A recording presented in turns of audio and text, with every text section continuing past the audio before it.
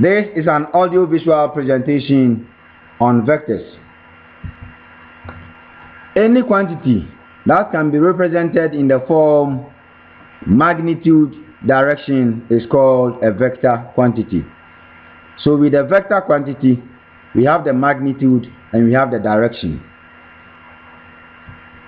Now let's look at representation of vectors. How vectors can be represented. Now A, we have the magnitude bearing form. The magnitude bearing form. Take note that the bearing is the same as the direction. The bearing is the same as the direction. So we have the magnitude bearing form. An example, we have r theta degrees. Now considering the example, vector AB is equal to 5 kilometers 30 degrees. So when you consider this representation, you can see that we are given the magnitude, that is the distance from A to B, to be 5 kilometers, and we are given the bearing or the direction, that is 30 degrees. So that is the magnitude bearing form. We have the magnitude and the bearing or the direction. Now, when we consider this diagram, we have the y-axis, we have the x-axis. Vector AB is equal to 5 kilometers and the bearing is 30 degrees. Now take note that bearings measure rotation in the clockwise direction from the positive y-axis. Bearings measure rotation in the clockwise direction from the positive y-axis. So given the vector AB to be equal to 5 kilometers 30 degrees, this means that the distance from A to B is 5 kilometers and the bearing is 30 degrees. So now the distance from A to B is 5 kilometers, but the direction or the bearing is from the positive y-axis. So we have 30 degrees up to the line joining A and B.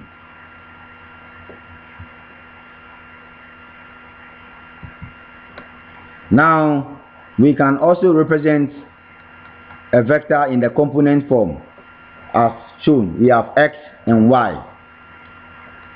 Example, vector AB equals 3, 4. Take note that 3 is the x coordinate and 4 is the y coordinate. So when we consider this diagram, we have the y-axis, we have the x-axis. From vector AB equals 3, 4, the x coordinate is 3, so we have 3 on the x-axis. And the y coordinate is 4, so we have 4 on the y-axis. Where 4 and the 3 meet, that's our point B. So we have the distance from A to B. So we have from A to B. That means that vector AB is equal to 3, 4, where 3 is the x coordinate and 4 is the y coordinate. So that is another representation of a vector in the component form xy as shown on the diagram. 3 is the x coordinate and 4 is the y coordinate. Now let's look at the magnitude of a column vector. The magnitude of a column vector. Given the vector AB equals xy, the magnitude of AB is given by, that's how it is written. This is the representation of the magnitude of a vector. The magnitude of the vector AB is given by the square root of x squared plus y squared. Is given by the square root of x squared plus y squared. That is the square root of x squared plus y squared. That will give us the magnitude of a vector. Now let's look at this question. Find the magnitude of the vectors. Find the magnitude of the vectors. We have AB equals 3, 4. That is vector AB equals 3, 4. And vector PQ equals 2 minus 4. Let's see how best we can find the magnitude of these two vectors. Now solution. Given the vector AB to be equal to 3, 4, the magnitude of the vector AB, please take note, with the magnitude of the vector AB, we have a vertical straight line before and after the vector. That is the magnitude. That is the symbol. So the magnitude of AB is equal to the square root of the square of the x coordinate plus the square of the y coordinate. So the magnitude of AB equals the root of 3 square plus 4 square. Now 3 square is equal to 9 plus 4 square is equal to 16. 9 plus 16 is equal to 25. And the square root of 25 is equal to 5. This means that the magnitude of AB is equal to 5. Now we consider the vector in II. Vector PQ is equal to 2 minus 4. So the x coordinate is 2 and the y coordinate is minus 4. Now the magnitude of PQ is equal to the square root of 2 square, that is the x coordinate square, plus minus 4 square, that is the y coordinate square. Now 2 square is equal to 4 and minus 4 square is equal to 16. 4 plus 16 is equal to 20. So this is equal to the square root of 20. Now square root of 20 can be expressed as 4 times 5 because 4 times 5 is equal to 20. Now if you want to simplify this set, normally what we do is that we search for two factors in such a way that one is a perfect square. We search for two numbers. When we multiply, you get 20 in such a way that one is a perfect square. So 20 can be expressed as 4 times 5. Now the square root of 4 times 5 is equal to the square root of 4 times the square root of 5. When we take the square root of 4, the answer is 2. So we have 2 times the square root of 5. That is 2 root 5. So the magnitude of PQ, the magnitude of the vector PQ, that is 2 minus 4 is equal to 2 root 5. Now let's look at addition and subtraction of vectors. Given the vectors, we are given two vectors. We have vector A, the coordinates are x1, y1, and vector B, the coordinates are x2, y2. Now with addition of vectors, if we are adding vector A to vector B, then we have A plus B equals, vector A is x1, y1, so we have x1, y1 plus vector B is x2, y2, so we have plus x2, y2. Now with addition of vectors, we add the corresponding element, that is x1 plus x2 and y1 plus y2. That means that A plus B, which is equal to x1, y1 plus x2, y2 is equal to x1 plus x2 then y1 plus y2. That is how we add vectors together. Now, given A equals x1, y1 and B equals x2, y2. Now let's look at how subtraction of vectors goes. A minus B will be equal to x1, y1 minus x2, y2 because A is x1, y1 and B is x2, y2. So because we have A minus B is equal to x1, y1 minus x2, y2, and this is equal to x1 minus x2, y1 minus y2. That is x1 minus x2, y1 minus y2.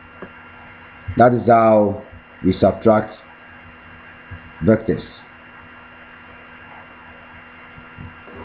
Now example, if A equals 3 minus 4 and B equals 5, 6, then A plus B is equal to 3 minus 4 plus 5, 6. How do we add these vectors together? We add the corresponding entries. That is the x coordinate of the vector A is added to the x coordinate of the vector B. So we have 3 plus 5. Then we also have minus 4 plus 6. Now 3 plus 5 is equal to 8. And minus 4 plus 6 is equal to 2. That means that A plus B is equal to 8, 2. Now A minus B. We are now subtracting B from A. Vector A is 3 minus 4. And vector B is 5, 6. So if you are subtracting 5, 6 from 3 minus 4, then we have 3 minus 5, and that is 3 minus 5. Then we have minus 4 minus 6, And that is how come we have minus 4 minus 6. Now 3 minus 5 is equal to minus 2. And minus 4 minus 6 is equal to minus 10. This means that A minus B is equal to minus 2 minus 10. Now let's look at the position vector. We have the y-axis, we have the x-axis. This is the intersection of the y and the x-axis. That is the origin O. Now considering the point on the graph A, A1, A2, the x-coordinate is A1, and that is A1 on the x-axis, and the y-coordinate is A2, that is A2 on the y-axis. Now the position vector of the point A is given by OA, is given by vector OA, which is equal to small letter A, and this is equal to A1, A2. So with the position vector form, we have our x coordinate up, then we have our y coordinate down, instead of the coordinate separated by the comma. This is the coordinate form, and this is the position vector form. So if you have a point A, A1, A2, then if you want to express the coordinate, that is point A, in the position vector form, it is OA, which is the same as small letter A, and this is equal to A1, A2 as shown. Now expressing two given points as a vector. Assuming that you are given 2 points and you are asked to express the two given points as a vector, how do you express two given points as a single vector? Now we have point A on the graph, that is A1, A2, and we have point B also on the graph, B1, B2. Now you can see that assuming you are traveling from A to B, assuming you are traveling from the point A to the point B, there are two directions that you can take. Either you move from A to B straight forward, or you decide to make a transit. That is, you move from A to O, and finally you move from O to B. At the end of the day, you still get to the point B. Now you can see that OA is the position vector, that is A, indicated by the arrow, that is the direction. And OB is the position vector, also indicated by the arrow. Now AO, that is assuming you want to move from A to O before you move from O to B. AO means that you are going opposite to the direction of A. Because OA equals A, it means that AO will be the negative of the vector A. So AO will be minus A. Then from O to B, because you are traveling in the same direction, it will be plus B. That means that moving from A to B, that is AB, is the same as minus A plus B. The reason why it's minus A from moving from A to O is that we are going opposite to the direction of the vector as shown by the arrow. And so AO equals minus A, but OB equals B. So from the diagram, we saw that AB, vector AB is equal to AO plus OB. And AO is minus A, because that is opposite to the direction of the vector A, plus OB, that is B. Minus A plus B can also be written as B minus A. And you know that the small letter b represents position vector of the point B. And the small letter a represents the position vector of the point A. This means that AB, that is vector AB, is equal to position vector of B minus position vector of A. Now, find the vector AB if A equals 3 minus 2 and B equals minus 1, 5. We know that the vector AB is equal to B minus A. From the diagram, we saw that vector AB is equal to B minus A. Vector B has been given to be minus 1, 5.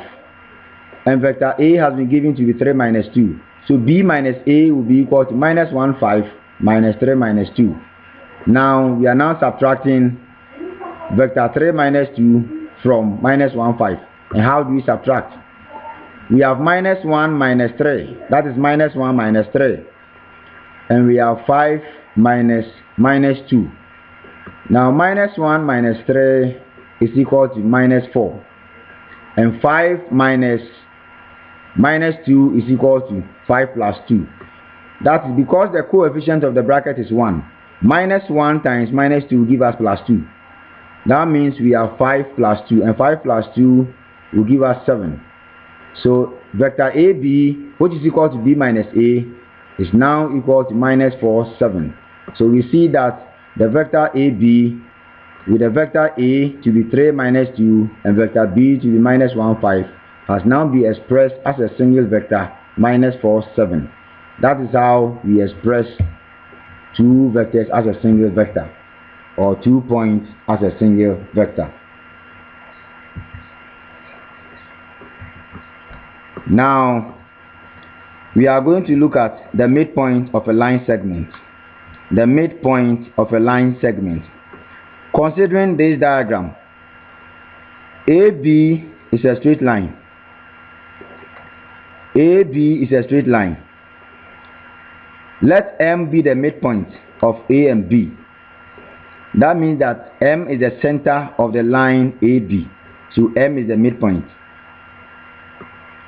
OM is the position vector of M. OA is the position vector of A. And OB is the position vector of B. And the position vector of O, the position vector of A, that is OA, is the same as small letter A. The position vector of M, that is OM, is the same as small letter M. And the position vector of B, that is OB, is the same as small letter B. Now, if M is the midpoint, when we look at this diagram, we can see that the distance from A to M is the same as the distance from M to B. Why? Because M is the midpoint. M is the midpoint. So vector AM is equal to vector MB. Now, if vector AM is equal to vector MB, then how do we express this? Take note that vector AM is the same as M minus A. And this is equal to vector MB is the same as B minus M. Vector AM is the same as M minus A. That is the second element minus the first. We have M minus A, and this is equal to vector MB is the same as B minus M. Now, we are solving for M, that is the midpoint. So minus M on the right hand side becomes plus M on the left hand side. And that is how come we have M plus M. And this is equal to minus A on the left hand side also becomes positive A on the right hand side. So we have A plus B because already we have B on the right hand side. M plus M will give us 2M. And this is equal to A plus B. Because we are solving for M, we need to divide the left hand side by 2. And we divide the right hand side also by 2. Dividing the left hand side by 2, we are left with M. And dividing the right hand side by 2, we have A plus B over 2. So we can factor half out and we have A plus B in brackets. This is the formula we are going to use in calculating for the midpoint of a line segment. M is equal to half A plus B, where A is the position vector of the point A and B is the position vector of the point B. So when you add the position vectors together and you take half of the results, that will give you the midpoint of the line joining A and B. That will give you the midpoint of the line joining A and B. Now example, if T is the midpoint of AB, if T is the midpoint of AB, where A is 4, 6 and B is 5 minus 2. So these are the 2 points. We have A to be 4, 6 and B to be 5 minus 2. And we are supposed to find the midpoint. From the question we are told that T is the midpoint. And so solution. We know that the midpoint T will now be equal. Take note that it is not M equals half AB, A plus B. It is rather T, because from this question we are told that T is the midpoint. So make sure you use whatever you are given. Now if T is the midpoint, then it means that the position vector of t will be the small letter t. That is why it is t equals half of a plus b, where a is the position vector of a and b is the position vector of b. So now the position vector of a, that is 4 6, is given by 4 6, that is a equals 4 6, and the position vector of b is given by 5 minus 2. That is how the position vectors are written. These are the coordinate form and these are the position vectors form. Now we know a equals 4 6 and b equals 5 minus 2. So t equals half a plus b. Now t will be equal to half. A is now 4 6 plus b is now 5 minus 2. So this is equal to half. Now 4 plus 5. We have half of 4 plus 5, then 6 plus minus 2. Now when we add 4 to 5, the result is 9. And 6 plus minus 2 is equal to 6 minus 2, that is 4. So we have half of 9, 4. And half of 9 equals 4.5. And half of 4 equals 2. That means that the midpoint, the position vector of the midpoint, that is t, is equal to 4.52. 4.52. Where 4.5 is the x coordinate of the midpoint and 2 is the y coordinate of the midpoint. Now let's consider the magnitude and the direction of a vector. We consider the magnitude and the direction of a vector. We know that bearings measure rotation in the clockwise direction from the north, from the positive y-axis. Bearings is the same as the direction. Now, when we are measuring the bearing from the north, that is from the y-axis in the clockwise direction, as indicated by the arrow, this will be our first quadrant, and this will be our second quadrant. This will be our third quadrant, and this will be our fourth quadrant. Now, these are the rules in calculating for the bearings in all the 4 quadrants. Now, when you fall in the first quadrant and you are calculating for your bearing, bearing is equal to 90 degrees minus theta degrees. Take note that theta degrees is the angle always with respect to the x-axis. So if you fall in the first quadrant, that is if your theta falls in the first quadrant and you are calculating for the bearing, then bearing will be equal to 90 degrees minus theta. However, if you fall in the second quadrant and you are calculating for the bearing, then the bearing equals 90 degrees plus theta. If you fall in the third quadrant, bearing is equal to 270 degrees minus theta. And when you fall in the fourth quadrant, bearing equals 270 degrees plus theta. So these are the rules used in calculating for bearings in all the 4 quadrants. Take note of this.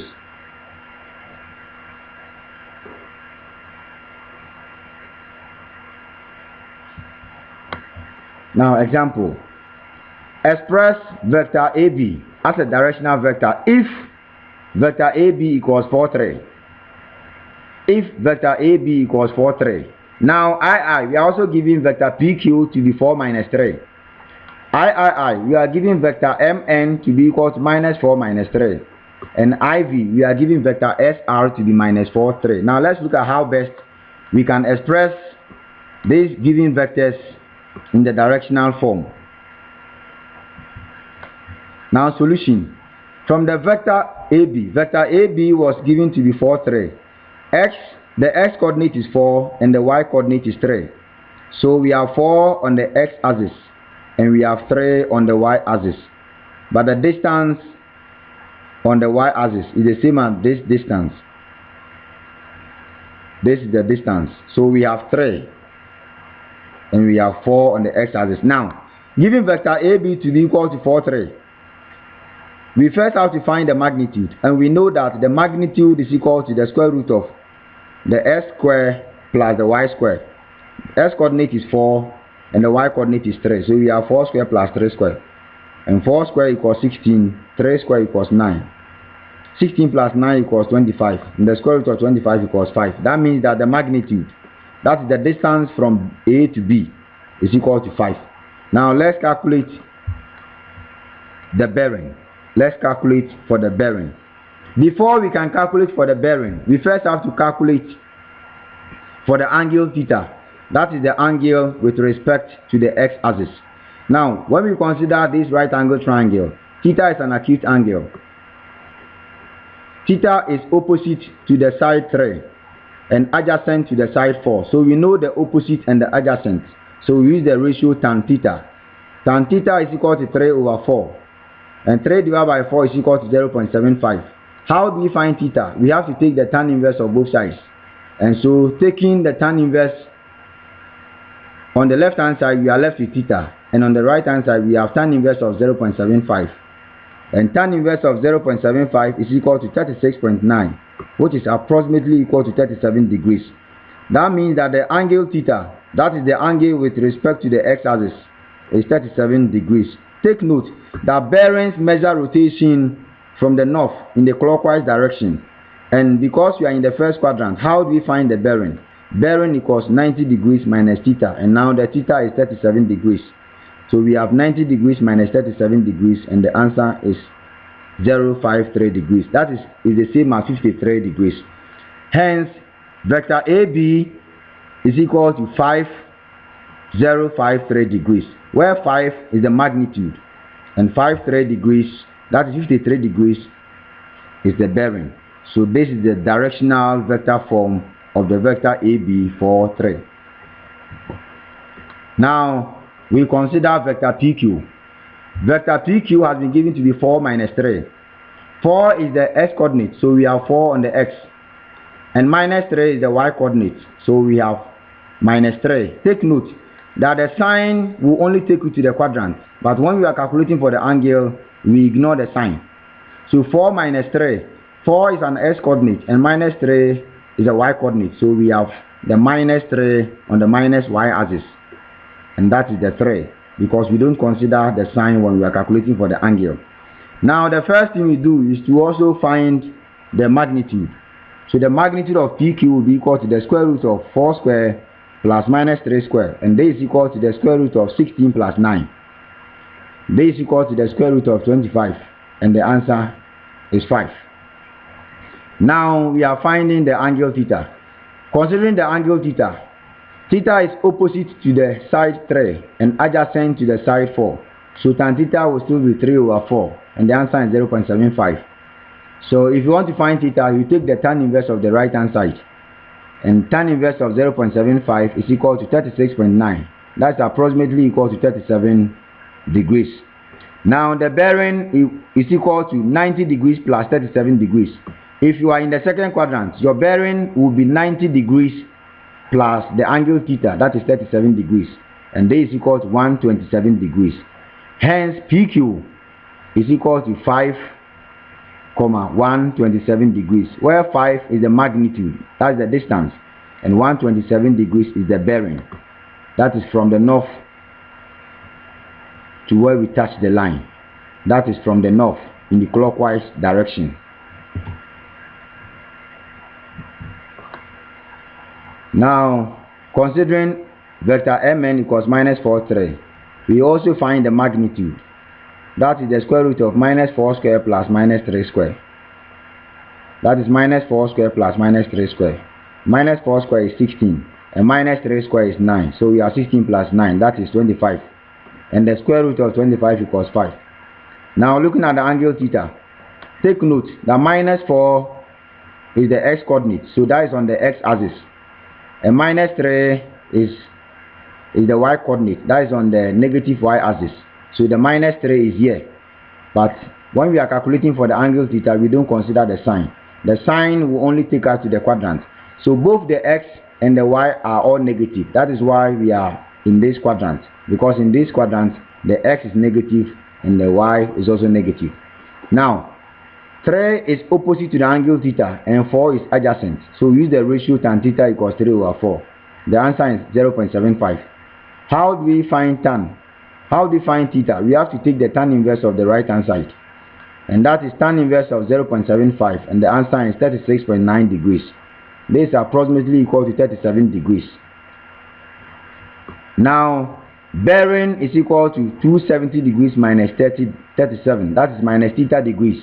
And theta is now 37 in this quadrant. And in this quadrant, if you are calculating for the bearing, it's 270 degrees minus 37 degrees.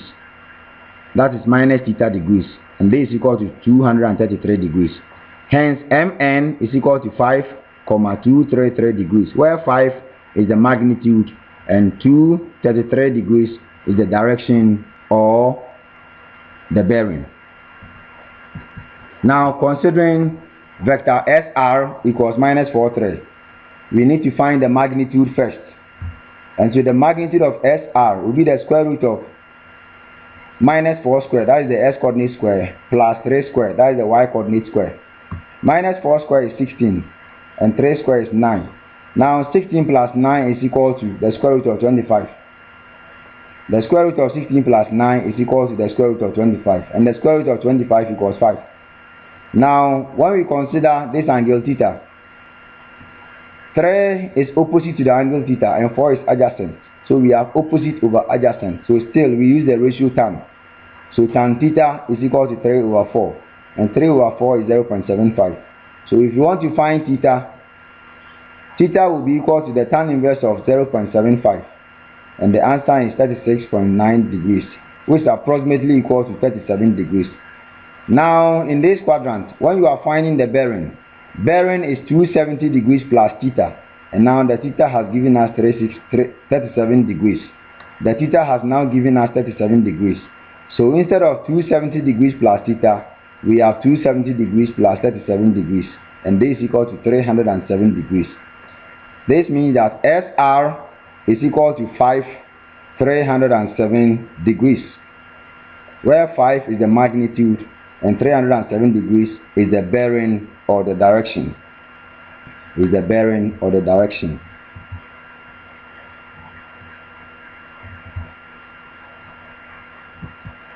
Now let's look at how we can express a directional vector as a column vector. If a vector has magnitude of m and is on a bearing of theta degrees, the required column vector is therefore written as m sin theta, m cos theta. That if you have a vector and the vector has a magnitude of m and is on a bearing of theta degrees, if you want to express that vector in the column form, is given by m sin theta, m cos theta. That is the magnitude times the sine of the bearing. Then the y coordinate will be m times cos of the bearing. So we have m sin theta, we have m cos theta, where m is the magnitude and theta is the bearing.